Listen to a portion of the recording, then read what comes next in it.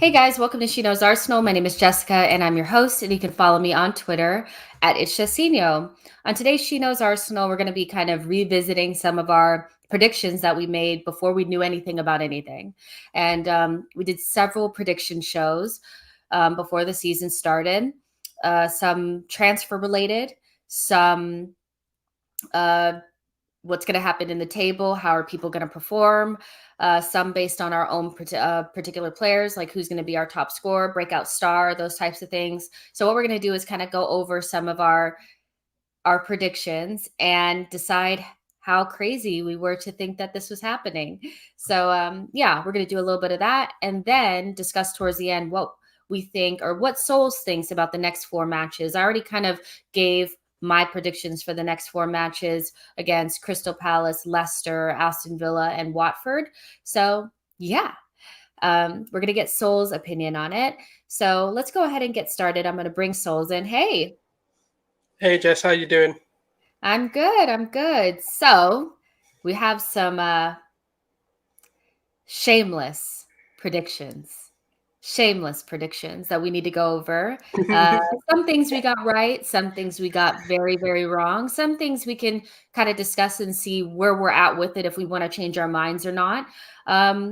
Tony wants to know, are you an Arteta sexual? I talked about this on my last show. I freaking hate that word. I think it's so weird. I'm too old to be calling people an Arteta sexual, but are you an Arteta sexual? I guess so. I don't whatever it really means, but I'm guessing he's asking if I'm Arteta in. I don't know. I think it's like that next level. Like it's that next level, no. Beyond Arteta in. You're like, make any excuse for Arteta. You think he's gonna be generational, or you think he's already generational, like all that kind of stuff. Can he be generational? I mean, any manager can be well, especially if they're this young in their managerial career. So yeah. The verdict's out, I guess. So if that makes me Arteta sexual, then yeah, I guess. Because I'm always going to give him an opportunity, but like, I don't know what it really means. But yeah, I'll say yes. Go on, why not? Why not? All right, so we got Matt G here. G Cassie is here. I'm excited, you guys. So this should be a fun show, lighthearted. If you guys have been here for a while, you'll remember some of these predictions, and it's okay to laugh at us. We know that we've made some errors here, but yeah, let's go ahead and get started. So for me, I'll go with one of my predictions, and I think I was really wrong on this one. Now, after we've played them, Liverpool has played them, and they don't look too bad, I thought Brentford were going to be fighting relegation. I thought they were going to be right there above the relegation zone, maybe just barely escape it, by the skin of their teeth. And looking at them now, I'm thinking, what was I thinking? Now, albeit I was advised by George and Sulz that Brentford were actually a pretty good team. And although I have been following them for a while, I just thought that they were going to be like most relegation teams that like to play. I thought they'd have a Norwich type of thing where they play good football, but they don't really have the grit and the tactics to get through. I didn't know if the quality was really going to translate. And their manager really has them ticking. Right now, they're in 7th place. And I don't think that means too much at the moment because we have 10 points. They have 12.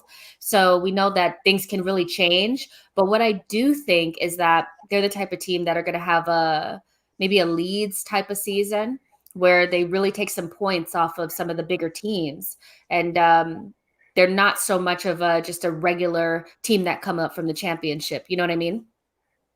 Yeah, no, that's the thing, and I'm not going to sit here and say I watch a lot of championship football, but kind of from what I've seen, they're a very well organized team, and one of the things is they've got a very modern approach to their whole sort of scouting network, should I say, and that's what really made me think, actually, they're going to do really well because their team is built for purpose. And not a lot of teams are built like that. They've got a purpose to why they're signing each player. They were one of the first teams, I believe, to bring data-driven signings in and actually have like a scouting network that was done through video analytics and everything like that, which is what Arsenal are bringing in now. So that's what really made me think, actually, they're a very well-run club that know what they're doing, know why they brought a certain player in, and they've got a system. And obviously, Thomas Frank has done a brilliant job in terms of bringing them in to press teams, to be very structured, but not really be feared. Like, they're not scared of any team either. Like, when you look at Liverpool, for example, they went down twice, I believe, and came back both times. To do that against the champions, that's setting a good stead. Like, to be like, look, we're here to really stamp our mark. Again, we've got to be, we've got to walk on treads, and it's happened with a lot of teams in the past where they've done really well at the beginning and they've looked like, oh my God, like look at Norwich, for example, where it was a pookie party and then it kind of just became a pooper, really. So, it was one of them where they've still got a lot to prove. It's just, what is it, 8 games into the season? I think, 7 games, yeah. So it's still really early. It could just be that Premier League bounce, as we like, as we want to say. They've got promoted. They're showing no fear. That can sometimes be a good thing, but can they do it over a season in the Premier League? I'm not dissing the Championship, but the Premier League's a different gravy when it comes to fitness, when it comes to sustaining success over a 38-game period. But I do really like what they're doing, and I think they're one of those teams that's built to be in the Premier League, but they've just not obviously they've just had to get promoted into it. I really like them. I think that they were my surprise of the season. I think they're going to do really well, and I don't think it's going to be a one-season wonder kind of thing, even if they lose. For example, they lost Ollie Watkins, replaced him. They lost Ben Rama. Neil Maupay. Yeah, they lose like Maupay, for example, as well. Ben Arama as well. But then they replaced them all very well. Ivan Toney coming in, setting the Championship record, coming into he hasn't been scoring, but he doesn't need to do that because he's got other attributes to his game that have really let other people excel in their games as well. So I like them. I think they're a team. That's a good thing. They're a team. They're not individuals. And I do think they could potentially challenge for a European spot. Oh, I'm not going that far. I'm not going that far. I'm going that far. I think they're not going to be in the relegation zone, but I'm not going that far. And I think the reason for that is because of what Tony has said here. Tony says Brentford will be scouted, and then the question will be if they will be able to adapt. And I do think that being an unknown quantity for a certain amount of time gives you the ability to kind of go under the radar before somebody figures you out. They play Chelsea at the weekend. I don't think Chelsea is going to let them come back from behind twice. I think some teams will start to figure them out, but I don't think it'll be to the point where they will figure them out and they'll go. They've already proven that. I think they're a Leeds type team. They will jump up there. They'll kind of be somewhere around 10th. That's what I think. I said challenge and not get Europe. I said they could challenge. Challenge. If you're in 10th, you ain't challenging. Like, if you're in 10th, you ain't challenging for nothing. Like, let's be real. No, but for Brentford, yeah. Like, if they got like 8th or something, that's a good challenge to get into Europe.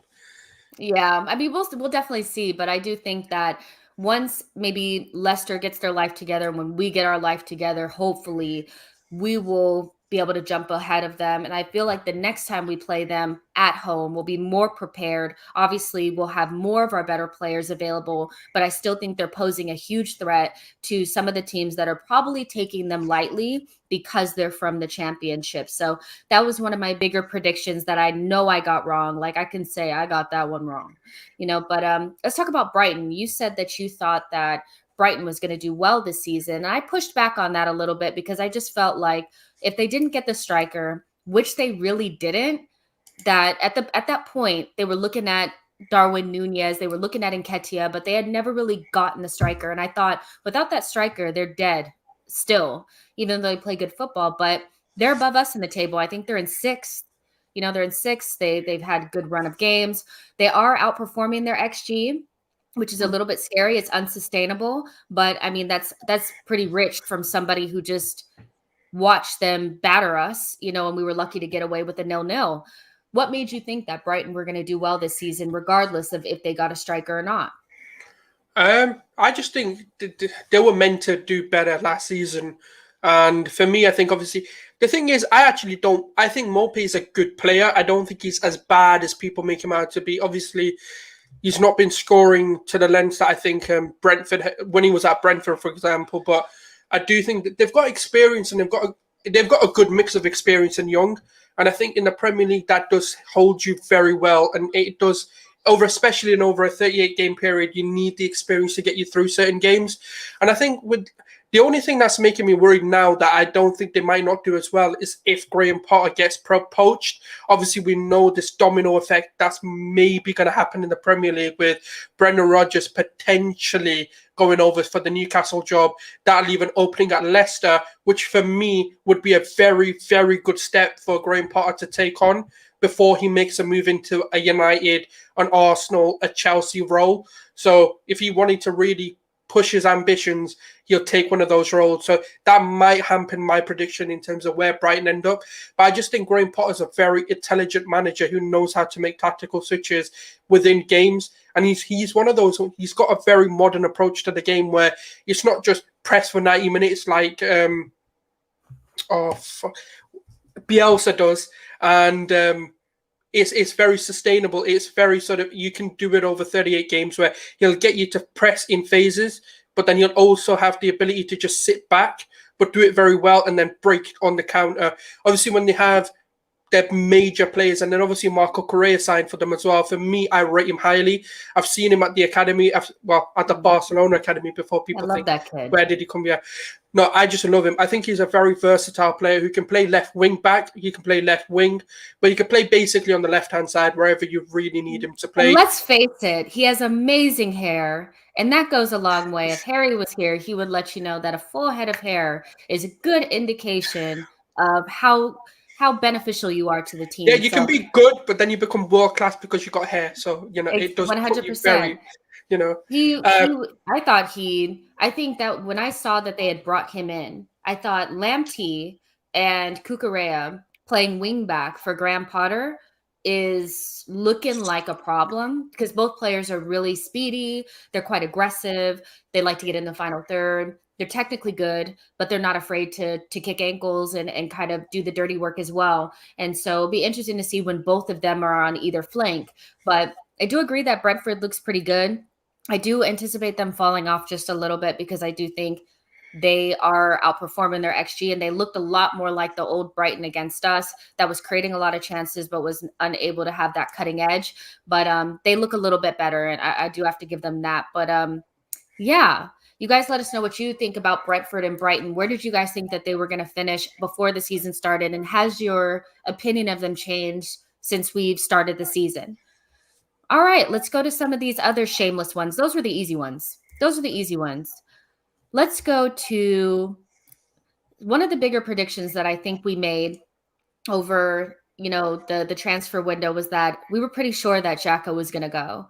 I don't know if you guys remember, but if you guys were here, we were pretty much like, Xhaka's going, there's a midfielder coming in, and then all of a sudden I never said that. Yes, you did. No, I said Xhaka will stay and sign the contract. That was my prediction. I did. I'll find it on WhatsApp. My prediction was Xhaka will sign the contract. No. Before we got caught wind of him staying and the Roma deal falling through, when the Euros were going on, did you not feel like Xhaka was one step away? Yeah, for leaving. Yeah. I thought he was. I mean, I had pretty much written him off. Like when he was playing in the Euros and they were like, oh, our players are playing in the Euros. I was like, not really. He's not really one of our players. I was confident he was going. Then everything kind of made a turn for the worse. Well, not the worst, but you know what I mean, where they basically were saying that he was going to stay, and not only stay, but sign a new deal because Roma wasn't willing to come up to the asking price. At this point now where Xhaka's injured, we have Lokonga, we're clearly still missing a piece in midfield. Do you still see that as one of the bigger issues and one of the bigger missteps that happened over the summer in terms of our recruitment? Yeah, 100. I don't think they seen it happen when they decided to keep Xhaka, that Xhaka would be the one getting injured. And now we're just shoehorning Lokonga to play that role, which for me isn't quite right. It kind of puts off the system. It puts off the entire sort of what we're trying to do in midfield, and the balance seems to be off. But I don't know. Like it's a weird one because I like the signing of Lokonga. I understand why we didn't bring a Basuma in because obviously we ended up keeping Xhaka in there. And for me, if you're going to keep Xhaka, you're not really going to recruit, even though I think you should for competition more than just to replace him. And Now, obviously, we didn't do that. They expected. They didn't, the problem is no one expected Xhaka to be the one injured, or not. If he was to be injured, maybe for a It week was or going to be two, like Party. 3 weeks. We Yeah, thought Party was going to be the yeah. injured one, right? Yeah, especially not for 3 months. Like I didn't expect that for a guy who plays legit every game, like Euros, like or international games, league cups, like whatever. I wasn't. Didn't he play like the most games consecutively last season or something? Like it was something like 14, 15 games. He didn't have a rest for 3 months. Like he played every game, every minute for like 2 to 3 months of our campaign, and I was like, impossible. Nothing's going to happen to this guy. So cool. We didn't really get someone in for him. And he happens to. Firstly, he got himself a red card, comes back, puts in a blinder of a performance, and then gets And then, injured. I was like, yeah, it like yeah. really does his knee. Like it's so interesting because he showed us why it was important to have him in there with Party. And then shortly after, we saw what it was like to have Thomas and Sambi together, and that didn't really work out. But I still feel like, although we're heavily reliant on Xhaka, that's more due to the fact that we don't have the right profile than him being the perfect option for us. We were linked with so many midfielders over the summer. Locatelli, Neves, kind of Basuma. I thought he was coming. Like I really did. And like now I know that like, okay, well maybe, yeah, maybe we dodged something. I don't know. But at the same time, it's like I still can't help but think that midfielder would change everything. Odegaard played in that position. I thought he did okay, but I think that that's good against lower level opposition. I still think you go into January and you look for a midfielder because Thomas Partey won't be available. Xhaka won't be available. So what are we going to do? We're going to play Sambi and Ainsley Maitland-Niles, El Neni and Ainsley Maitland-Niles, Sambi and El Neni. What are we going to do? Do you think a midfielder comes in January? Do we think that Oxlade-Chamberlain comes in on a loan? What do you think the club is going to do? Like, if you had to guess, do you think that they have the balls to bring in a midfielder, the right midfielder in January, or do some patch job and bring in somebody like Oxlade-Chamberlain on a loan, it's inevitable that he'll get injured in his first training. Actually, he gets injured getting out of the limo to do his pictures and stuff. Yeah, he's doing his photo shoot in the hospital, isn't he? Like, yeah, look at the side. Yeah, he's not playing though. Dennis Suarez again, another Dennis. No, do you know what it is? I know this is gonna sound crazy, but from things that we're hearing, obviously reports coming out saying that we are looking at a midfield and a striker to come in either in January if we can get it done, or definitely in the summer. So I don't think they'll do a patch job, in my opinion. I think if they're going to bring a midfielder in, it's going to be the midfielder.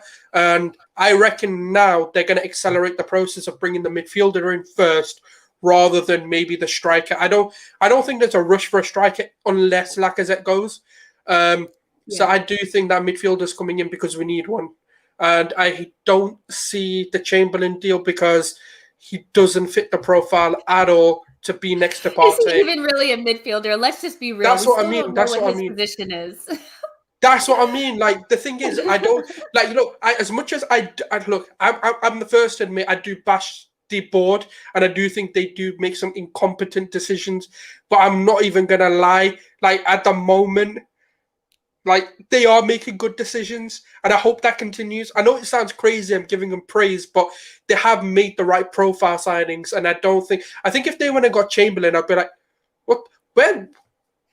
What? I'd be like, so who did the summer? Who did the summer then? The only person that benefits from Oxlade-Chamberlain coming to Arsenal is Liverpool. Like that's it, because they would be getting him somewhere so that he could potentially get minutes so that they could try to sell him. Like they want to get rid of him and get him off his books. And I think we did so well to get like 40 million from them in the first place. We don't need to be doing anything stupid at this point. I'm sorry. The only old player I want to see running around at London Colony is Jack Wilshere. And I don't even want to see him playing for Arsenal. I just want to see him out there running and getting some fitness. I don't want to see none of them players come back. And that includes Ramsey, for all the people that are like, well, what about Ramsey? I don't know nothing about a Ramsey. I am so done with that group. Like, I don't know what to do.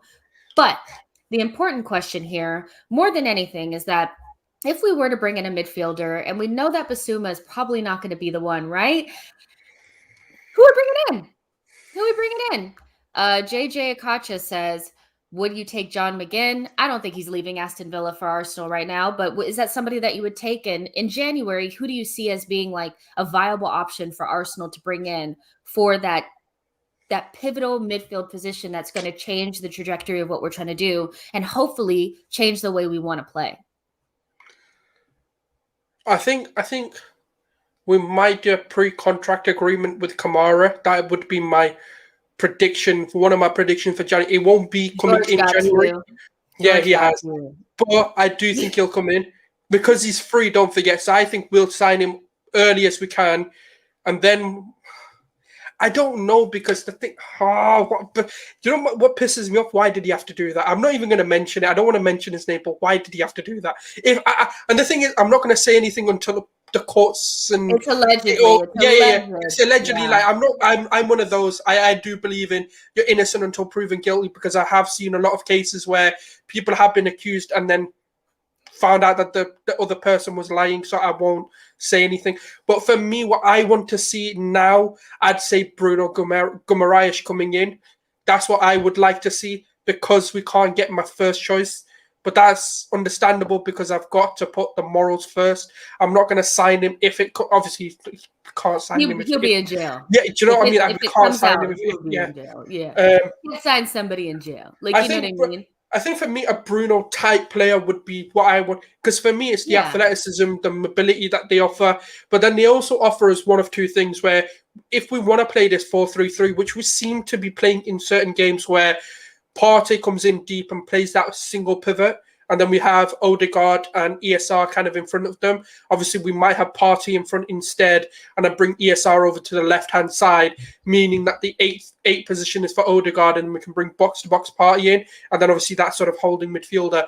So Bruno allows you to do that. I think Ruben Neves that'd be a different type of midfielder that I don't mind seeing, because he's another one that offers the same stability and allows us to play the 4-2-3-1, but also the 4-3-3 if needed to give us a bit more attacking output. And they're the two players I would love to see. And I would love to top it off with, wrap it all in a bow and get that Kamara deal done. Yeah, I think it's an interesting one. I do rate Kamara very highly. I am on the Kamara FC train. I think he's a very good young player, but you know what my stipulations are for another midfielder, any player that's coming in after this window for probably the next 18 months is, for me, I don't think we need anybody else under the age of 23. I don't. I think we have too many under 23s already.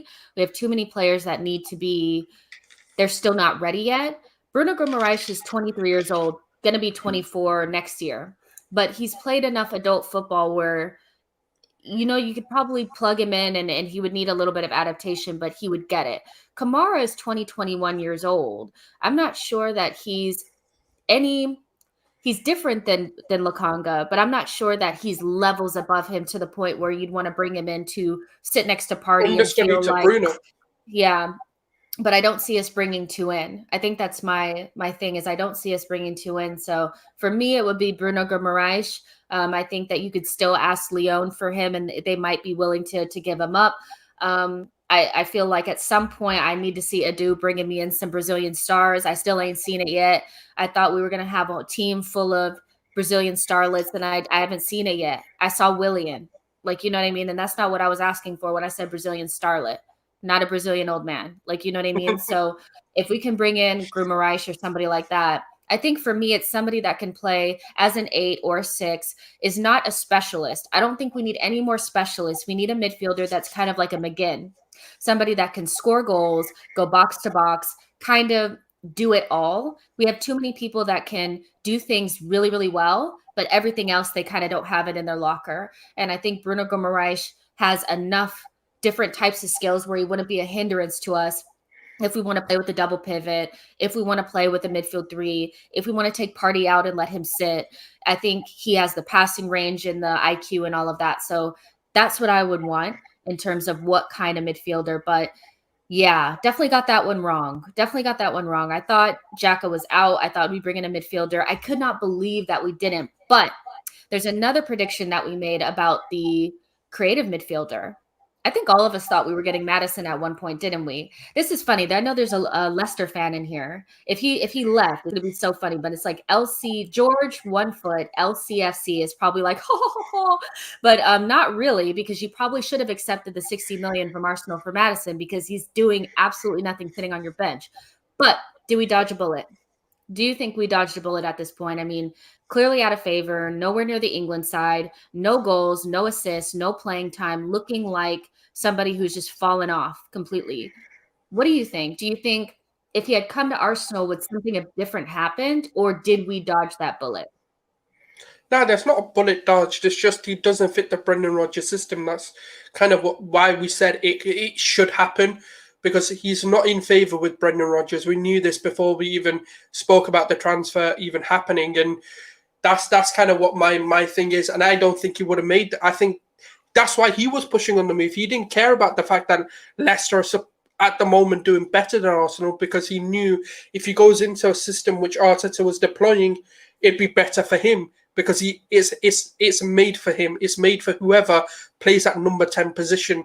They're going to get all the control. They're going to get all the ball. They can demand for it, and everything goes through that middleman. And for him, that's what he wants. He wants to be the controller of a game. He wants to dictate the play himself. And for me, I don't think we dodged I wouldn't say it's a dodge bullet. I just think it's a missed opportunity. But then again, it was like they were asking for ridiculous amounts of money. So I think he carries on like this, and then we'll bring him in for 40 million instead. So, it's all good for us. But I do think he would have elevated us a lot more than maybe Odegaard would right now. I've always said Odegaard's got the highest ceiling, and maybe in a few seasons' time, he can do more than what Maddison's doing. Even though I am seeing a lot, but then that Brighton game, I'm not going to judge it on that, because I've seen a side of him that I was like, what are you doing? Because he seemed very out of it. He just seemed very, not even lost. He just seemed like he didn't give a crap. And I was like, what is this? Like, what's going on here? So, yeah, I kind of agree. I think we dodged a bullet, but then again, it's a transfer fee that put me off it anyway. I was like, it is 70 million. I'm not that bothered by it. And I think the Odegaard deal, when we got it done for 30 million, made a lot more sense to why we did it. But we would have been more favourable for a top four bringing him in than we are with Odegaard this season. Yeah, I feel like it's too early to say that we dodged a bullet. I still rate Maddison really highly. I do think some players need to move and change their environment to get to that next level in their career. And I don't know if that's necessarily Arsenal, because we do sometimes have a toxic environment that's detrimental to people getting to that next level. But I do think that I still believe that I preferred Maddison. I'm not going to flip-flop on that, because what Maddison brings you is somebody that's already kind of ready to go. And I just felt like we missed a trick by not bringing in a single player, in my opinion, that was at a position where they were better than what we had and can improve us in the short term, but still had a little bit of ways to go where they could go to that next level. I think at 24, 25 years old, you still have another level to go, especially if you're on the you're out of the England side and you need to perform. It's not like Mason Mount is doing that great of a job in England. You know what I mean? So I think there would be space for him if he was playing and he was like in form. But it's something that at this point, we went for Odegaard. I'm not sure if I would go back in for him, even if the price was dropped. I think we need to move on and do something different. But I still rate him, and I still would have preferred him over Odegaard. And I'm like, did I actually really believe it? I think I did believe it. I think I went to bed at night thinking, you know what? I think we're getting Maddison. I really do think I was putting him in lineups and stuff like that, and just like living off of this Basuma Maddison dream, and it just never happened. You know what I mean? But yeah, I think Maddison was a really interesting one, and Xhaka leaving was an interesting one as well. But there's about 75 of you guys watching on all platforms. Make sure you like the video, subscribe to the channel. Let us know what you think about our predictions. And we're just going to keep moving on because we have quite a bit more to get through. Let's talk about who's going to win the league. I think this is going to be funny because I see there's some Chelsea fans in the chat box bumping gums about how great they are. I actually predicted that you guys would win the league. Nobody else in the group thought you guys would win but me. I personally think Chelsea are the team that will win it. And that's hard for me to say. I think as an Arsenal fan, you much prefer Man City or Liverpool to win it because they're not really like rivals, London rivals, anything. You can kind of stomach it. Chelsea winning the league, Man City or Man United winning the league, and God forbid at some point if Spurs could ever win the league, never happening. But you know what I mean? It would kill us, right? You said Man City would win the league. Have you changed your mind? Or do you still think based on what you've seen, even despite the fact that they didn't get the striker, they didn't get Harry Kane, they look good, but probably not as lethal as they've been before? What do you think? Like, what do you think? Do you still believe in what you said, or is it still too early to call? They've not even started yet. That's my thing.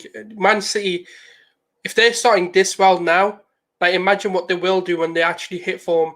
Like right now, the thing is, I get what people are going to say, yeah, but they're doing well, blah blah blah. But no, like we always see it, City struggle to begin the season, and they always come off. And at the end of the season, when it really matters, those periods where it really matters, they've got the biggest squad. And the thing is, Pep Guardiola has notoriously been able to handle when things aren't going his way. Whereas with Tuncha, I really need to see it. And I know people are going to say, why are you knocking Chelsea? They're the European champions, blah, blah, blah, blah, blah. But we know the 3-back, 5-back formation has an expiry date for every single team. And I want to see if that gets found out, can Tunchal change it? Can he go into a 4-back formation and really impose himself and say, look, even though my plan A doesn't work, I've got a plan B that will work. And that's my kind of thing. And it's like, how many times can he get away with scoring 1 or 2 goals a game? Yes, they got Lukaku. I'm not disagreeing. Well, we know he's not turned up in the big games. And this isn't me bashing in bad way before Chelsea fans come at me. My only sort of question is what can they do to change this? What if it's not going their way? What if they then get, because I'm still yet to see them go through adversity, like where things 1 or 2, 3 games haven't gone quite their way. What can they do to bounce back from them? So that's what my thing is. It's like if that 3-back, 5-back formation gets found out, or I'm not even going to talk about injuries, but if the system gets found out, what do they then do? Can they go to a 4-back? I don't think they've got the players good enough to go to a 4-back, and they will start leaking goals. And will they then still have they don't really have the attacking prowess to cover for those defensive deficiencies. So that was the reason why I said it, because they're very plan A. I've not seen a plan B yet. So until then, I can't say they'll win the league. But for me, I just think City's squad in general is just too deep. Even if they have a few injuries, like Kevin De Bruyne gets injured and still win the league. It's ridiculous. And if you now look at it, Bernardo Silva, for example, is controlling games. Phil Foden is winning them games. These are only like. But who's scoring them goals though? I mean, we have to be honest about it. I Fernand know that Torres is scoring goals. They put 5 goals. Has he scored for them in the league this season? This season, Or I'm did not he sure just who scored for them this season. or I've did he not even score looked. for Spain? You know, like that. I don't know if I can't he's remember who actually scored for them. I can't remember who's. okay, let's keep it real. They put 5 goals up against a really crap Arsenal Yeah, side, right? 5 goals up against Norwich. I mean, that's 10 of their goals. I think they've scored 16. Let me check right now. Goals for 14. So 10 of their goals came against 2 really terrible teams. They scored 4 goals in something else. Like, you know what I mean? I think for me, what I'm looking at is that I feel like if you limit their ability to get in central spaces, which is difficult, but you limit them to crossing balls and lumping balls into the box, like PSG did to them, I think that if you can do that, I think at some point if they go through January and don't get a striker, I don't think they win the league.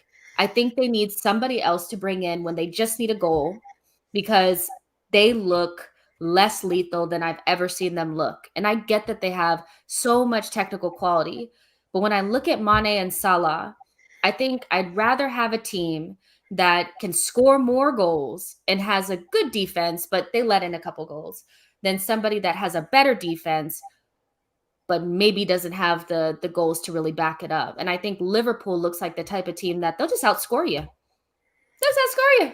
You know, I don't know. I still think it's Chelsea, but Liverpool, why don't you think Liverpool will win the league? for me, it's the same. For them, it's the injuries more than anything. I think for me, my concern was how does Van Dijk come back? Because we know what ACLs. I'm not saying everyone suffers ACLs and then that's it, they're done.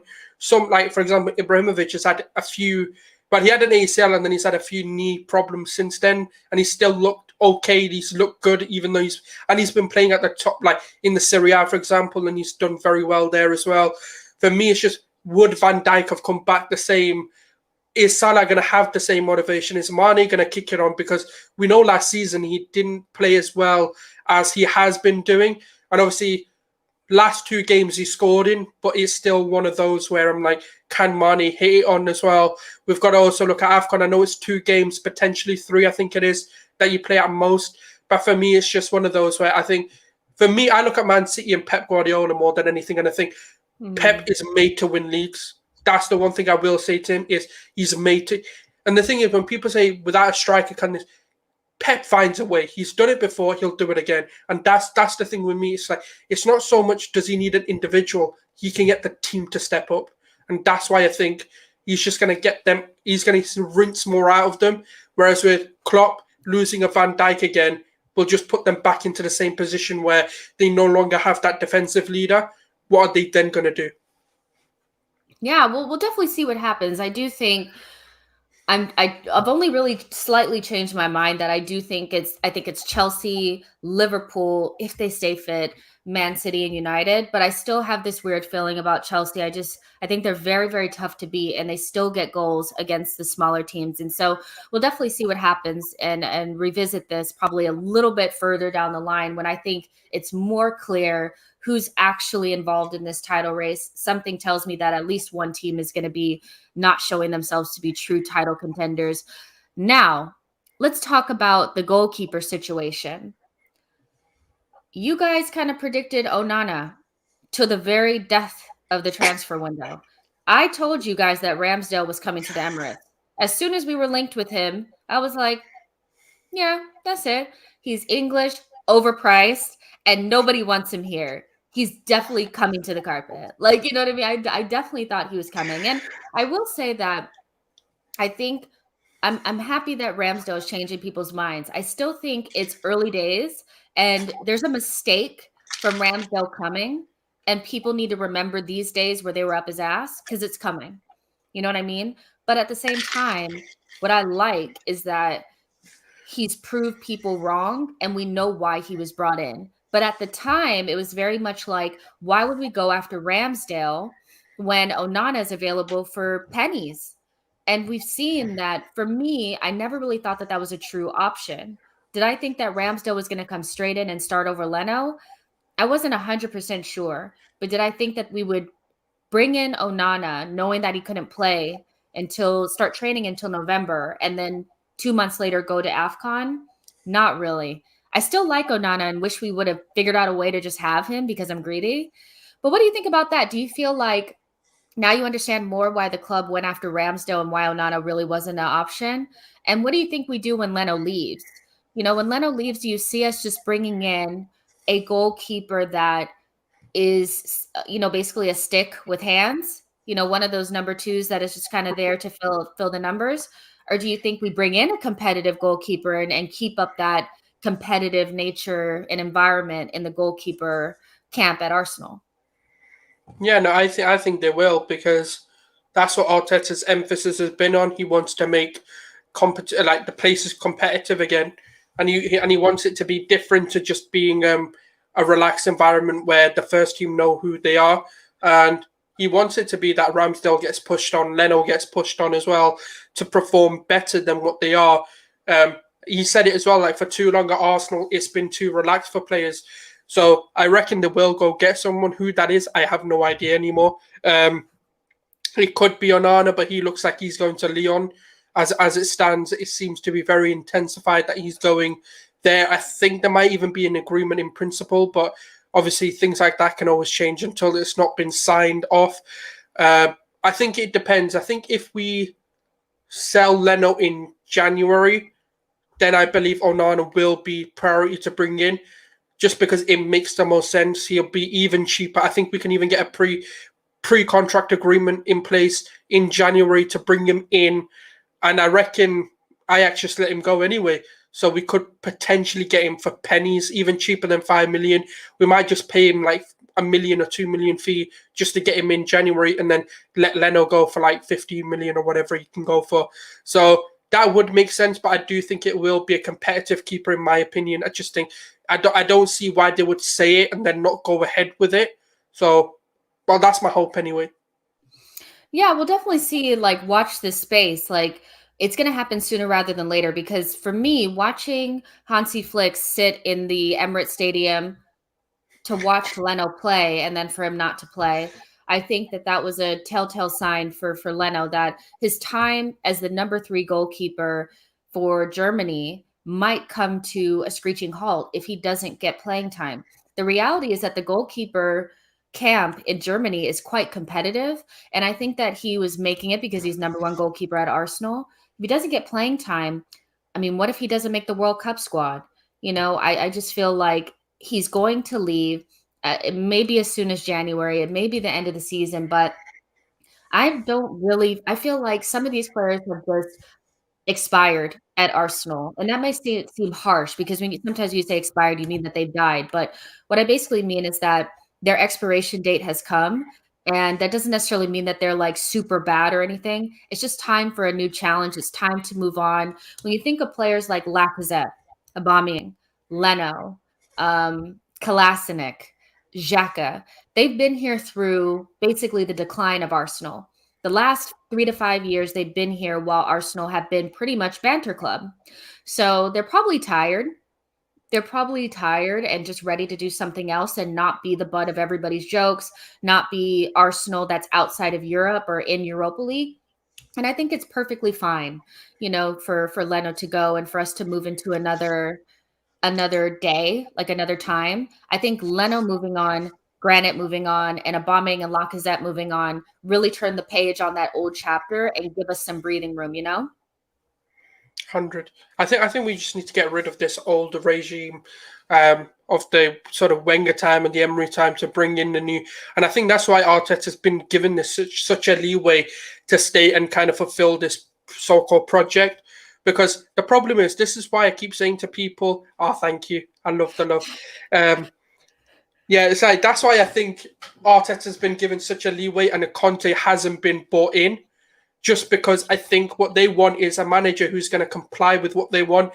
Yes, I know I'm saying he's a yes man, but I'm not saying it in that way. But what I mean is like they need them to be able to just be like, okay, we understand why you're bringing these young players in, why you're not giving me my experienced players, which Conte will demand. He'll want his 8 players that are over 25, which completely kind of ruins what we're doing. So, no, I like it. I think the approach is good. They're being ruthless, which is what we've asked for. They're ripping contracts up. They're like, okay, yes, they're spending money on it, which I understand people have a problem with. But look, these players are not going anywhere unless we do that. And now what we've done is we've somewhat restructured the contracts to really be able to sell the players. Like no one's on stupid money that isn't worth it. Like even the youngsters like ESR and Saka, they're on affordable wages. Like if I'm not saying we're selling them before people go in a panic. Oh my God, he wants to sell Saka. No, I'm just saying if it happened to be that. Sell Saka. Yeah. So wants to sell Saka. Yeah. No, like, I'm just saying, if we happen to like even with let's use Odegaard then before we trigger the fan base. If we use Odegaard as an example, he's on, what is it, like 60K or something like that, 60 to 80K. I believe for his age, for the potential he has, it's easy to get him off the book, well, not off the books, but to sell him for a good fee and for people to be able to then buy him and go, you know what, let's go and actually go, invest in this player. We can afford the wages and we're willing to pay like 40 to 50 million pounds for them. So that's the good thing for me. And I like the restructure of this club. I like it. I am excited. Like Josh said, be excited. I'm a little bit excited, to be honest. Sulz, nobody even knows who that person is when he walks through the club. Did you see said it? That. Oh my God! So I was watching the behind the scenes for the Tobin Heath signing of first day. I don't know what they call it, but it was so funny because he's like, "Hi, my name is Josh." I'm like, "Do you really like?" You're the owner of the flipping club. It's like if my like CEO came into my like office, I wouldn't be like, "Who are you, fam?" I'd be like, "Oh shit, I know who you are." Like Yeah, I'm not I surprised that find they it don't know who daft. he is. No, I'm no, I not can surprised understand the that they kids. don't. I can understand the 9-year-olds, the 10-year-olds, the 12-year-old, nothing. But your women's first team don't know who you're. Not even the captain of the first team knows who you are. You're having to go, "Hi, I'm Josh," and I'm like, even Vina is having to like, "Guys, Josh is here." I'm like, They're like, "Who's Josh? Like, what is I'm just this?" there thinking, I'm like, huh? Yeah, we're I know they're definitely that close. silent, but flipping hell, like that's just that's embarrassing. It really, really is. And I have to be honest, if I was walking through New York or something and there was a crowd of people walking toward me and Josh was somewhere in there, I'd probably look right past him. I don't really think he doesn't stand out to me, and he's not somebody that I really pay attention to. He's just kind of there, isn't he? This is his pet project, but let's not get into all of that. You guys are making some really good points, and this isn't really what we were meant to be talking about, but I think that this is an interesting question. But first, I want to get to Yo-Yo's comment. Yo-Yo says, imagine if Unai was given the support for his transfer targets, wasting time with Arteta. I was thinking about this the other day when people were talking about, I saw Upamecano play for France. People were talking about Christopher Nkunku. And I just thought about the fact that, like, those are some of the players that Unai Emery wanted, and he didn't get them. And do you think things would have been different if he had gotten Upamecano, Nkunku, Thomas Partey, because we were linked with him then as well? Do you think things would have been different for him, or do you think it would have just kind of ended the same? Hmm. It's a tough one, isn't it? It is. I think we would be in a better position today, but would Hmm. it have changed? The thing is, he was so close to getting top four. So the fact is, if he had gotten the party, if he had gotten the Zaha instead of the Pepe, and if he had That was gotten another one. Upamecano, yeah, if he had gotten Upamecano, I think we'd sit in a better position today. I think we would have done the rebuild a lot better, in my opinion, rather than messing around with players that are now not looking to be the right fit. But what we need to understand, all of that has been rectified. The people who bought these players in are no longer at the club. Sven, I just deeped it. I just freaking deeped it. No, Souls, think about this. Aubameyang, Zaha, and Nkunku. I deeped it. Keep wait, going. wait, wait, what? I'm confused now. If you have Zaha, Aubameyang, and Nkunku as your front line, that's what Yeah. we would have had if he would have gotten his transfer targets. Oh. I was just confused. I was like, yeah, I know that's what he wanted. I was like, but yeah, That's that's what what I it. mean. That's what I mean. We would be in such a good position today in terms of just raw talent, in terms of young talent with the breed of those experienced players. Zaha would, in my opinion, would have been the better acquisition to make. They were costing the same, but the only reason we went for it was because Raul wanted this structured payment plan, you know, let's finance it, let's lease it, let's pay monthly for it, over just paying the money. And it was just weird. And this is what I keep saying to people as a club, and this is what I mean. Like, if you'd really, really, really deep it, since the Cronkies have taken 100% ownership, yes, they've made mistakes early on, but for me, they've turned a lot of those mistakes into good things now. In terms of they've realized what Raul was doing. What's happened to Raul? He's gone. They realized Sven wasn't getting on board with what they wanted to do, and instead he was just scouting players when his instructions were, you need to understand what their mentality is. Do they understand what it means to play for us? He didn't. Sven didn't give a crap about that. He just wanted good players to come in, and he obviously we got rid of him because there was a clash of sort of what we wanted to do and what, Mhm. and then we got rid of him. Now, obviously, we bought Edu, and don't get me wrong, I'm not an advocate for Edu. I'm not an advocate for Vinay.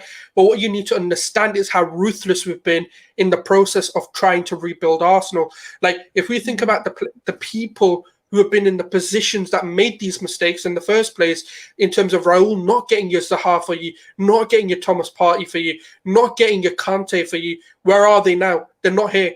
Gazides bought. I know Xhaka was a Wenger and a Gazidis combined, but they're no longer at the club because they fucked up massively in the process of trying to rebuild Arsenal. And that's why I'm not saying I still kind of would like better owners that I care a bit more, but I can't sit here and deny that they aren't trying to do good. Josh is a lot more hands-on than he's ever been before. And I know I'm going to get a lot of stick. I'm not even going to read the comments for a bit because I know people are going to probably be coming for my head. Cronky praise. What is this?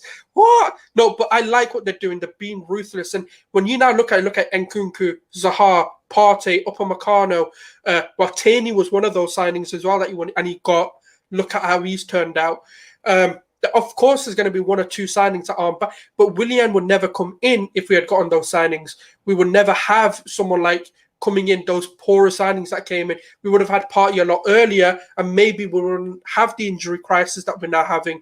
These are the little things that we now need to think about. We would have been a year or two ahead of schedule than we are now. We've just delayed everything. Unai Emery's second season could have been salvaged if they would have brought in some of the key players. I do think that he got really, really close to getting top four. And I don't think he was amazing, but I do think that when you have a manager that at least has some experience and that team was closer to Wenger than this team is. And I think that that's the issue is now they're trying to figure out who they are. That team still had a little bit of Wenger about them. And if you add in a Thomas Partey, a Zaha, and Nkunku and Upamecano, I think you get something different. I don't know if everything changes, but I do think you get something different. JJ Akacha says, what other Premier League team would go for Arteta? He says, answer none. But do you think, if Arteta got sacked tomorrow, who is hiring Arteta? If Graham Potter does go, I think Brighton would. I think Brentford would. The reason why I know people look at the teams you're naming, they're such battening relegation teams. But the thing is, right, footballing teams will sign him. The thing with Arteta is his execution hasn't always been right, but his ideas and what he wants to bring to the table are good in my opinion. He's just not got the experience for when things go wrong, which a lower side has the ability to kind of just let that go. Because he will elevate a team. He can get those teams performing. But it's just the pressure that's at Arsenal to perform every single game and to be, without an excuse, a top four team is the pressure that's getting to him. And I think he is kind of overcoming a lot. And I think it was his arrogance when he first came in that's been his downfall. And I think this season, even when you look at the Brighton game, I was like, wait a minute, he's actually acknowledging where things went wrong. Because last season he wouldn't. Last season wouldn't point out we're being pressed. Last season he wouldn't have pointed out the fact that actually we were dominated in this game and we need to go back and actually think about what we're doing. I think he's changing his attitude and he's not as arrogant, he's not as stubborn as he was, which is going to help him this season. But again, I do think there's going to be teams going for him. I reckon a Spanish team more than anything. It'll be a La Liga team like a Girona, like a Sociedad probably going for him. A Bilbao, Granada maybe. Granada would probably but I don't know what he would accept. But I'm just saying teams would go in for him. I think he's a Spanish team for sure, and that's not to be like, oh, he's Spanish, so a Spanish team. But I think there's enough teams in there that would like what he's trying to do and bring him in. I do think that the Spanish side would bring him in. As in regards to the Premier League, I'm not sure if anybody in the top 10 would take him. I'm not sure. Brighton have Graham Potter. And for me, although Arteta and Graham Potter may try to do things similarly, we can't get away from the fact that Graham Potter has already done it at other places. And downgrading to Arteta in a way, I don't think is something that even they would do. So it would be interesting to see what happened. Maybe a Brentford would take him. I don't know, but even like Franks is pretty good himself. So that's a really interesting question. I'm not sure that anybody in the Premier League takes him unless it's like a really low down. But Yemi Fash says his style of play was the problem, not the Arsenal way. Let me ask you a question. Is Arteta's way of play the Arsenal way? About 33%, yes. 33%. I think he's got thirds of every sort of team he's played for. That's why I say it, because when we think about it, his defensive structure does not come from the Arsenal way. It comes from the Moyes way, and the way that Moyes sets his team up. If you look at West Ham's defensive structure and you look at ours, yes, we've got a bit of pep in terms of we let our wings back fly a bit more than maybe Moyes does. But he's got the structure that a Moyes would bring in, those sort of two blocks of fours and your two strikers. So he plays a defensive structure in a 4-4-2, which is what Moyes loves doing as well. And then when he attacks, he has the Wenger Pep way of attacking, where it's more of a 2-3-5 or a 3-2-5. It depends on kind of how he's playing it. So he does have a bit of it. I'd say about 60-ish% of his game is the Arsenal way, and then about 40% is more of a Moyes style, where it's a lot more defensively structured, a lot more sort of absorb your pressure and let's go. Whereas with the traditional Arsenal way, it's just let's go for it, let's go bomb it on. But that's the problem. There isn't an Arsenal way, because then you look at George Graham's like Arsenal, and that was a very 1-0. The 1-0 to the Arsenal. Like, I think there isn't one. Because a lot of Arsenal fans now, especially the ones that are on social media, grew up watching Arsene. And so for them, the Arsenal way is the Arsene way. But there were managers prior to Arsene coming in. The Arsenal way is actually winning. That's the Arsenal way. The Arsenal way is winning. Like that's what it is. And I don't care how by hook or by crook. I don't care who we got to kill. I want to win. Like, and that's pretty much it. And I don't care if we have to Simeone our way through it. I want it, but it's interesting. It's really interesting because I just feel like if we're not going to be a winning team, which at this point we're not, wouldn't you prefer to be a team that you like to watch play? Because I don't actually enjoy our football that much, if I'm honest. I can see what we're trying to do. But if I'm honest, like if you knew you weren't going to win the Premier League, right? Would you rather be watching what Arteta's doing or what Bielsa's doing at Leeds? What would you prefer? Do you see what I'm saying? Wouldn't you rather watch entertaining football if you're not going to win? The problem is the consistency in our team doesn't allow Arteta to do what you want. If we're looking at Arteta's best games and Bielsa's best games, I'm taking Arteta's game all day long. I just think it's a lot more intricate, it's a lot more thought out, and it's a lot more methodical than what Bielsa does. Bielsa's just run and press for like 90 minutes straight. Let's go for it. And the problem with like Bielsa, it's not sustainable. And I guess in a way, would you just want our team to just go for it every single game? Is the question you're really asking? Not really. I want us to see that, look, that we have to approach games differently. I get we might not win everything, but for me, I like what Arteta's trying to do, which is why I'd prefer his way, because in the long run, if we give him the time he needs, we could really be a serious side. Whereas with Bielsa, is stuck in his ways and he's stubborn, which was one of my problems with Arteta last season. So that's that. I guess the thing is, I'd rather see kind of a structured team than a Bielsa team. Yeah, I'm just playing devil's advocate and just having a little bit of fun. What would you actually prefer? I just want to know what you'd actually. Well, when I say if we're not going to win, basically what I mean is like our Arsenal winning at this point, or success for Arsenal at this moment, is probably top 4. So if I know like for the next 10 years, we're not going to get top 4 because we're just not competitive enough to get it, would I prefer us to play Arteta ball or Bielsa ball? Would I rather it be more exciting than what we're doing now? Probably. But I think some of the lack of excitement in the way that we play is more based on the fact that Arteta doesn't trust our attackers to switch positions and to throw numbers forward. And I'm hoping that over time, when he gets the midfielder, when he gets a striker, that we just kind of go for it a little bit, because I think that that's what's really holding us back. We lack bravery. And when you do brave shit, that's when good things happen, so that's kind of where I sit with that. But let's get back on our predictions, because we kind of went off on a tangent, but I had fun while we did that. Martinelli and Aubameyang. I predicted that Martinelli would be our breakout star. You predicted that Aubameyang would get the golden boot, but that was contingent on Maddison coming in, wasn't it? Yeah.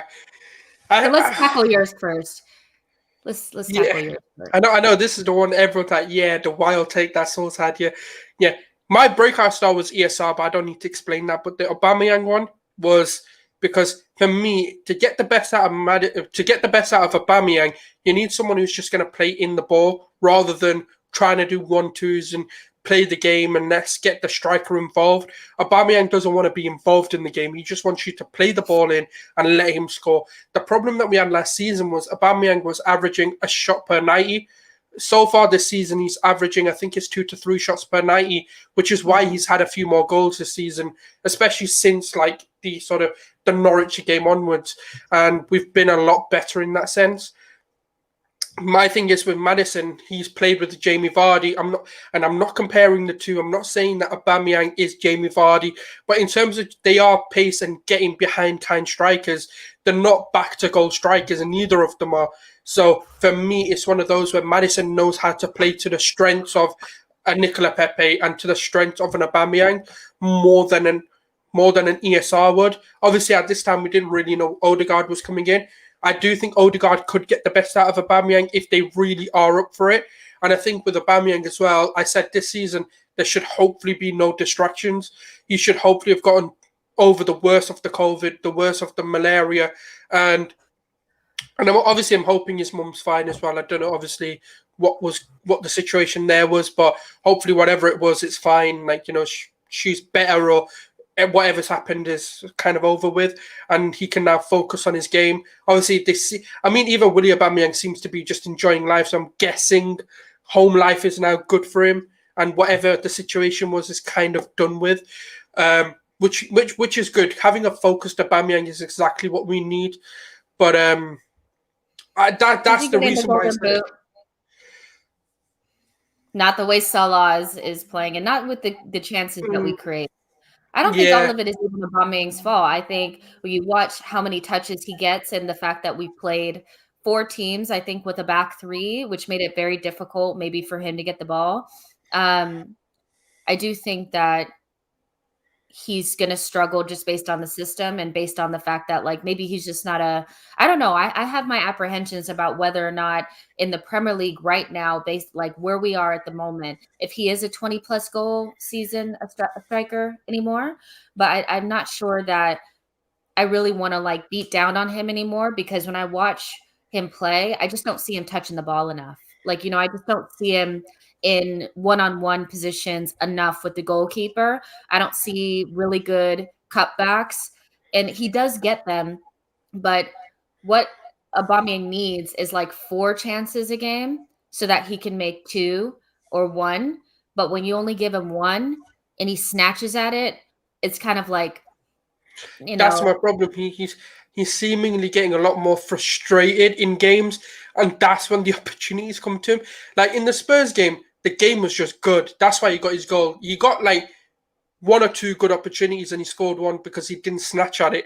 His first opportunity he scored because he didn't snatch at it, because the game was going in our favour. When that's happening, Aubameyang will bang. It's the same with West Brom. I know we played there under whatever it is, right? But the point is, the game was going in our favour, hence why he was scoring all those goals, and he didn't need so many opportunities. But when things aren't going in the way of Arsenal, and he starts to realise he needs to score, instead of kind of composing himself, he rushes it to hope that he gets the team back into the game or to win the game for them. And that's kind of where he goes wrong. Yeah, he needs more chances. And that's all I'm saying is like, he needs more chances, but I also I'm not quite sure that I see the same Aubameyang, and maybe it's just because of the way that we play, but that's just a hunch that I have. But ultimately, the main issue is that he's not getting enough chances. So I think the chances of him becoming a Golden Boot winner are slim at the moment, unless we have a complete turnaround. But the second prediction was Martinelli being the breakout star. He's played once in the Premier League, I think. Twice. Twice. He played Brentford and he played... Who did we play after Brent? Oh no, did he play City? Did he play City? Let's look. I'm sure he played 2. I'm sure he played 2 games in the Prem. Yeah, I mean, we're really an injury away from this guy getting on the pitch, aren't we? I don't want to be too harsh on Martinelli. I do think that there's something there, and he's kind of in a weird position where he's not number one for the left wing position, but he's also not number two for the striker position. So he's down on in the pecking order, and we're not seeing enough of him. I do think that I would like to pull back on my prediction of him being some sort of generational talent. When he was really playing and he was scoring the goal against Chelsea and he put up those 10 goals in the season, I want to pull back on that just a little bit. I'm not sure if I really believe that he's a generational talent the way that I think Saka is going to be like this great star. I'm not sure yet. What I do think is that he really suffers from us not having European football. And when fans were saying that it was a good thing that we weren't going to be in European football because of this and that and the third, what we saw between the Spurs and the Brighton match was that having that week didn't really give us the advantage that I think we thought it did. And I just think the main issue for us is players like Martinelli not getting the playing time that they really need. Balogun not getting the playing time. Some people are calling for Martinelli to go on loan. I worry about that a little bit. But do you think Martinelli can still have a breakout season? Do you think that there's a chance for him to do that? I really think he's a special player in some ways, but we have to be honest about the fact that he's not the finished product. And I think some people think he is, but he's not. Where do you kind of land on Martinelli? Generational talent, maybe not yet. Do you think he'll get his chance? Do you think he's that guy that scored those 10 goals and ran over Conte to score against Chelsea away from home? What do you think? Yeah, all of that. I think people are panicking just because he's not in. I think he is in favour. I just think what Arteta's trying to do is rebuild him because, look, he went through a horrific injury at the age he did. There is going to be a mentality. I know people aren't seeing it, but just because you're not seeing it, mentality isn't something you see. A player can still give their 110%, be the same player, but not and be mentally kind of like shit. Because we see it, like as soon as Martinelli gets that big tackle, which you get in the Premier League, it's nothing. I know we're going to be like, oh my God, that guy's such a dickhead. But the reality is that's the Premier League tackling. That's just how they do it. It's not the opposition targeting him, but it's just the way they are. And the thing is, Arteta's trying to protect him because one big tackle, you can see his performance starts to drop because he then goes into that sort of PTSD where he had the injury and it affects his game. But it's also the fact that he presses like a madman. And that's why Taney gets injured a lot. That's why Partey's getting injured a lot. And that's why Martinelli will inevitably get the injury again. Because for me, when you press like a madman with no sort of end goal in mind, it does cause injuries. You see Taney, he works very hard on the flanks. What are we now seeing? Him not do that as much. And what's the result of that? He's not getting injured. His performances may not be because, for me, I still think he's the same. But because we're not seeing it as often is why we're thinking he's dropped in performance. But for me, it's tactical. It's to prevent them from getting those injuries and having a longer sort of season and being able to play more in the season without us having to rest these players. With Martinelli, I think there's a lot of development. I think we got too excited too early because we go, oh my God, 10 goals in a season. Oh my God, yeah, that's it. He's the future. Whereas we forgot the bad he was doing. As good as he is, there's still a lot of, there's a lot. Even if you put him in a Klopp team, he wouldn't start every game. But there's a reason to it because there's certain things he does that actually affect the team more than how much he's going to impact the team. Right now, he's good as a super sub because of the way he is, the energy he brings. But to start him, he disrupts the structure, he disrupts the shape of the team. And that is something that we're trying to drill into him to not do that, to press your man, press the space you're given and stop getting into the way of other players. Because what that inevitably does, you win the ball, great, but then what do you do? Because the only place that you've now got is where you were meant to be, and actually you're in Odegaard's position to press, and that's what we're trying to teach him is the tactical play and get his IQ up enough to really be able to execute the game. I think people need to just calm down. He needs to, because the games he's played, he's been underwhelming in my opinion. I can't even remember what he did in those games, and I know it's Brentford and we can't blame him for that, but he didn't really do anything. So ESR has, Saka has. That's the problem. I mean, they're in front of him, and I think some of that has to do with while he was injured, they were playing, or Saka was playing. Then him and ESR came in Christmas, and then things changed, but Martinelli was kind of still behind other players. And for me, there's nothing wrong with players that you really like having to wait their turn. I do think that what hurts us is not having European football, but in the end of the day, I don't think that that means that Arteta needs to force him into the team either. I don't think that he's been that good in the cameos that I've seen. And what I don't like is that I'm seeing people saying that he's a generational talent, potentially world class. Do you know what a generational talent looks like? Generational talent is Mbappe. That's a generational talent at 21 years old. I think we throw these words around really like willy-nilly, generational, world class, and stuff like that. And I think it puts unrealistic expectations on young players that, if we're honest, we wouldn't be forcing them into the team if we had senior players that were better. We're rushing. We're rushing. Like, Martinelli to me is somebody that is still quite raw. And I look at him as like a Diego Jota. I think he's the type of player that can play all across the front line, but his super skill is chaos. He's a chaos merchant, and he makes defenders have to make decisions. And I think when you have a player like that, you need to give them the tools so that they can still be beneficial to you when they're on the ball, and give them some discipline, and then allow them to work within that discipline with their chaos together. I think that Jota does that really well, but I think Diego Jota is 23 or 24. Martinelli is just like 21 years old, maybe. And Jota So doesn't even start every game anyways either.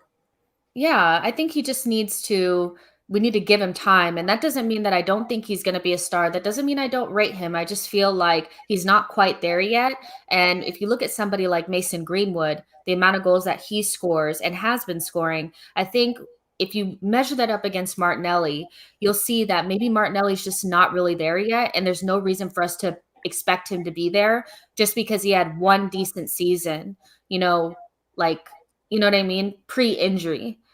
It wasn't even a full season. It was a piece of a season, and I just feel like there's so many people, like, trying to force it, and I really don't like the Arteta's ruining Martinelli thing. I think that that's the dumbest thing I've ever heard in my whole entire life. Like, That's one of that's the worst that's things. opinion from people who haven't been coached in football or who haven't played at sort of I'd say semi-pro and above, because there's a lot of players I know that were frustrated with themselves. I remember people at school that thought they were better than the people on the pitch, and they weren't getting their opportunities. But in reality, they were just needing to improve on certain areas before they were allowed to play. And once they realized that, actually made them a better player to go on to having better careers than they probably would have. So for me, I just think people need to calm down, and they need to understand what coaching actually means and how you actually develop a player and a young player. And like I said, it's this sort of bias that because we've seen ESR do what he's done and Saka do what he does, is that we've automatically now said, no, but Martinelli should get the same treatment. No, Martinelli needs to earn that opportunity to be playing consistently.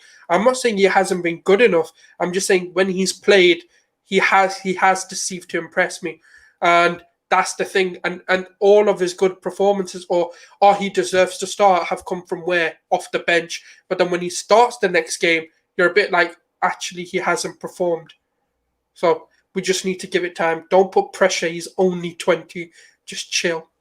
Yeah, exactly. I don't know why we want a team full of 21-year-olds, 20-year-olds in this team the whole, and I get that Aubameyang's not really, pulling up trees, but I just think we need to wait. And I think once we get a new striker in, once Lacazette leaves and we get somebody in that 24 to 25 range, we won't be so desperate to get Martinelli in. But because we're not feeling Aubameyang at the moment, it's like, well, what about Martinelli? We were trying to force Balogun into the team the other day too, so I think we just need to calm down a little bit. But the next prediction is Arsenal will come in between 6th to 8th place. That's what I said on our prediction show. And I still kind of feel that way. Like, I still feel like somewhere between 6th and 8th. Like, I think that's kind of the range. I think I'm more likely to feel like somewhere around 7th. And the funny thing about this is that it's not that I don't see progression. I do see a little bit of progression, but I see baby steps. I just want to be honest with you guys really quick is when you have to when you look at those last 4 games, all I really saw is a team that I could be excited about, a team that I could get behind, a team that has exciting young players that hopefully will get to a different level. But what I also saw was a poor Norwich side, a poor Burnley side, a really poor Spurs side, and a decent Brighton side that played us off the park. So although we got the results, I didn't necessarily see the performances that I think other people saw. I did see us fight to the end, but when I talk about performances, I mean, is our passing the same? Are we creating chances? Are we performing at the level of the North London Derby for all 4 games? No, we really didn't. And our schedule for those 4 games was the 19th hardest, meaning there was only one other schedule that was easier than ours. So when I look at it, I'm like, of course I see progression. I see something I can get behind and a vision that makes sense to me and profiles that make sense. But do I think we've turned a corner because we beat some really shitty teams and nicked a 1-0 against Burnley and barely got past Brighton? Not really. These next 4 games to me will make a big difference on how I feel about what we're doing. We play against Aston Villa, Leicester, Crystal Palace, and Watford. A lot of people feel like we could get 9 to 12 points out of this group of games. 3 of these games are at home.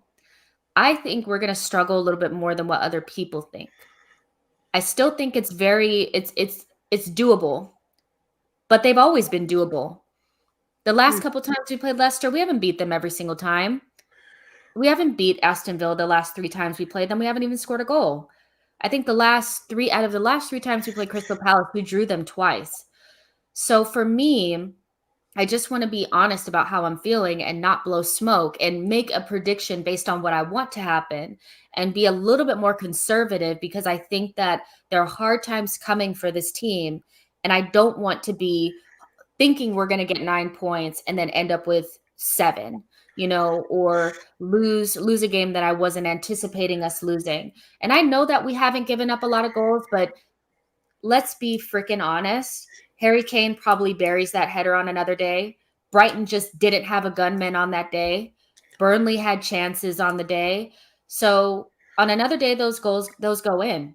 So I'm just trying to be balanced, just a little bit more balanced and say that I don't think we've turned a corner, but if after these 4 games, we get 9 points, that is a foundation that we can build upon. Because that means that out of the last 8 games, we'll have won 6. That's good. But am I thinking that that's going to happen? I'm not sure. What do you think, Sulz? I did say if they beat Brighton, I'd be a lot more convinced than I am. Just because I do think with the way Brighton started and the way that they play, it would convince me, okay, now. Because the thing is, I know they'll use the excuse, oh, it's only Brighton, which I understand. Cool, do that if you want to. But this is just me. And if we had beaten them, I would have been like, right, okay, now the corner's been turned. Because we know we can win 3 games in a row. That was never the question. It's just, can we do the 4th? Can we do the 5th? Can we go on to the 6th? And that was the real question. But the fact is, we did get played off the park and we drew with them. That's a good sign. I know people are going to get crazy. It's a good sign to draw to Brighton. No, to be played off the park and to not lose the game, for me, is a good mental sign. But for me now, it's about let's get into Crystal Palace and let's see what we've learned. Because we've seen Arteta do his press conference saying that we got pressed off the park and their pressing was a lot better than ours. We weren't able to deal with it, etc., etc. So let's see how we now deal with Palace, because they're another team who do like to press but aren't as organised, because obviously Patty V's only just come into the job, so he's still obviously teaching them the structure and how to press, but they seem to do it in games and then they're in and out of games. So we'll have to see how kind of Crystal Palace come against us. We know teams love to play good against us, so it may just be that it all clicks together for him. But for me, as we're talking about the next 4 games, I expect to win them all, but Villa. I want us to beat Villa before people think, oh, we're not beating Villa. So no, we'll win all the home. Well, basically, no, we'll win 2 of the home games then, because I think Leicester is away, isn't it? Are we talking about the Watford game as well, or are we not talking about that game? Yeah, we're talking about the Watford game as well. Yes, because I think Arsenal, Crystal Palace, will beat them. I want us to beat. I think we'll beat Arsenal, Aston Villa, but that's the game I think we may drop points. Whether we draw or lose, I don't know. I think we'll draw that game. So I'd say a draw on that. And then we've got Leeds in between, but that's an EFL Cup, so I'll ignore that for now. For Leicester, I think we will beat Leicester, so that's 7 points max, I think. I'm going to the Watford game, so I'm going to say we're winning that one. I'm going to put the good luck charm. Yeah, let's go for it. 10 points out of 12, I think. I think for me, the reason is I'm only being conservative on the Villa one because we haven't scored against them. They've battered us in one of the games, and then obviously they beat us 1-0 and 3-0 last season. Have they gotten better? That's the question still remains, because for me, I don't know how balanced they are. Yes, they've had good results. I know Leon Bailey's been tearing it up for them, but we need to see how much that can go on for. And for me, the other thing is, I think we'll beat Watford. Leicester don't look good, but obviously they could have a new manager bounce, new ideas. We don't know what their situation is because it's a little bit up in the air. But I'm gonna say for me, I want 10 out of 12. I'll be happy with that because that means we're unbeaten still in how many games? 8 games, yeah. Which I'll be like, fuck yes, that is wicked. I know there'll be 2 draws technically from my predictions, but I'll be well happy with that. I'll be like, you know what, that's wicked. And if we can keep even more clean sheets, I'll be like, yo, we're getting top 6. I am not even questioning it after that. Because for me to have 8 sort of an 8 streak, I know we're talking draws in there as well, but an 8 unbeaten streak really shows that actually you're turning a corner. Then we want Liverpool, but we'll talk about that when it comes to it. But and see, this is kind of my point here is like teams don't really win 4 games on the spin. Only teams doing that are City and Liverpool that rarely do it. And so for me, when I look at it and I'm like, who is really putting together runs of games where they win 6 and draw 2? You know, I feel like that's where I'm kind of going. That's what I'm really going for is what is the likelihood of this Arsenal team doing it if Man City and Liverpool aren't even putting up those type of numbers? I just feel we're due a run of games that we still get points from, but we're not perfect. And 7 points to me out of 12, although is probably disappointing when you look at the opposition, I think this team is nowhere near eight games and undefeated, 6 wins, 2 draws, or maybe even 1 loss. I just don't see it. And what will change my mind is if I see it with my own eyes. The fact that I feel like people think if you don't predict wins, you're negative. I want wins, so I'm positive. A negative fan is somebody who wants us to lose so that Arteta has to go. Of course, I want all 4 wins. Of course, I'm going to sit there and hope that we win. I don't want my prediction to be right. But if I don't see it with my own 2 eyes, and if I'm honest with myself about the performances that I've seen, I think 7 points is not something to be like, you're being so negative. Because the reality is that I don't see even the best teams putting together runs like that. And I honestly don't think those teams are easy for us to beat because we're a team that doesn't score goals. What has changed from the time that we played Brighton to now after the international break that would make us think that we're going to batter Crystal Palace? We're going to sweep. We've had the most international goals. I just thought I'd put that one in there. So again, Arsenal's an inconsistent team, so I'm predicting inconsistent results until I see us put together a run of 8 games where we go undefeated. If we do that, I'm more than willing to be like, cool. But I am a positive Arsenal fan that wants us to do well. That's the job of an Arsenal fan, right? Is to want us to win and support the team. Does that mean that you're a negative fan of Norwich if you predict that you're going to lose every single game? Probably not. Because you're probably going to lose. You're negative. You know what I mean? So, yeah, that's kind of what I was thinking. But you guys, can you let us know in the chat box, like if you haven't already, how many points do you think we're going to get out of the next 4 games? Crystal Palace, Leicester, Aston Villa, and Watford. What do you think? Do you think that we've turned a corner? Do you think we're going to score more goals? Who do you think is going to step up and be our main goal scorer? What has changed from the Brighton match to now to make you think that this is going to be a run where we could potentially go unbeaten and go unbeaten in 8? Is it just the home fans and having home advantage? Let me know what you guys think, because I think it's interesting because everybody thinks something a little bit different. Let's see. 7 out of 12, 10 out of 12. Hope, you have been taking divination classes at I love it. I love it. Lone Star says, if we beat Palace and Villa, I'm sure we will hear all the excuses for the opposition. Not really. I think the thing is that for me, you need more. It's just such a small sample size to say that we've turned a corner. 4 games against the second easiest run of matches that you could have possibly had, for me, is not an indication or enough samples or enough evidence to say definitively I think that we've turned a corner. And that's all I'm really saying, is that I think we're still kind of in that inconclusive stage. If we beat Palace and we have the performance to match it, if we beat Villa and we have the performance to match it, then I won't have anything to really say.